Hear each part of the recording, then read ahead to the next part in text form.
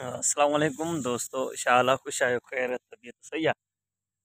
दोस्तों अज आया सी पांजो प्यारो जमायती पंजन जियां प्यार मोहब्बत ॾींदड़ साईं चाचा मलूक ॿुधाए रहियो आहे त अॼु हिन मूंखे ॾेखारे रहियो आहे त हिन तरफ़ जेको आहे बीमारी आई आहे।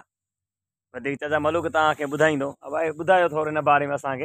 हाँ बच्चे वो पोपटी लई पई आहे मर्ज़ आहे उन में। अच्छा हाँ भाई उन में जीत ज़हरात पैदा जी अस्पताल खाए थी। हाँ माने हिन तरफ़ घणो थियो आहे। हिन खां ऐं हीअ तव्हांजी आहे। हीअ चाचा मलूक जी बनी आहे पंहिंजी, असांजो प्यारो जमायती आहे। त हीअ चाचा जी आहे।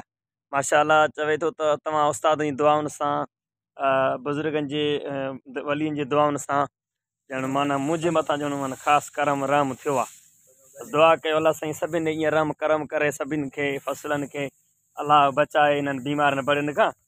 अॼु आयासीं चाचा चयो त हल त तोखे भला पंहिंजी बनी घुमाए अचां। अलाह चाचा खे सलामत रखे, मोहबती माण्हू आहे, बसि मोहबत जहान आहे। त इन करे मां असां हलूं था हे तव्हांखे बनियूं ॾेखारियूं था।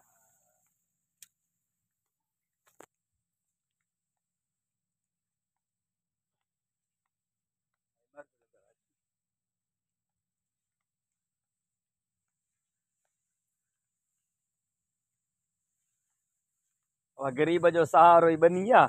वीचारा हारी महिनत कनि था।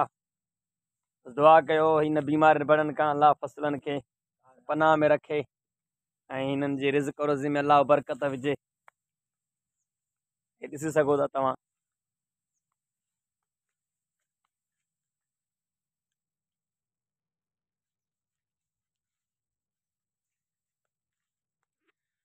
ॿियो को हाल अहवाल दोस्त? ख़ुशि आहियो ख़ैर? तबियत सही आहे, उमेद हूंदी तव्हां दोस्त ख़ुशि हूंदा। अव्हांजे लाइ खोड़ सारियूं दुआऊं। इहो मुख़्तसर वीडियो हुयो ऐं तव्हां सां कुझु ॻाल्हि ॿोल कईसीं। दुआ कयो इनशाला वरी कंहिं ॿिए वीडियो में इनशाला मुलाक़ात थींदी।